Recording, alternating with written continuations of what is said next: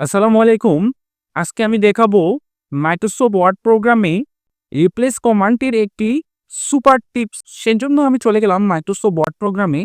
বন্ধুরা লক্ষ্য করুন, নিচের যে লেখাগুলো আছে এগুলোর স্পেস ঠিক আছে, বাট উপরের লেখাগুলোর স্পেস ঠিক নাই। অর্থাৎ স্পেস কোথাও বেশি, কোথাও কম।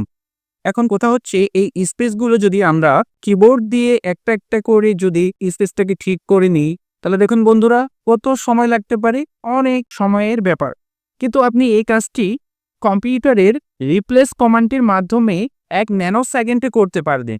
সেজন্য কিবোর্ড থেকে কন্ট্রোল এ প্রেস করবেন, দেন ফাইন্ড হোয়াটের ঘরে এখানে আপনি পাওয়ার ডাব্লিউ লিখবেন, দেন রিপ্লেস উইথের ঘরে আপনি একটি মাত্র স্পেস দেবেন, দেন রিপ্লেস অলে ক্লিক করেন।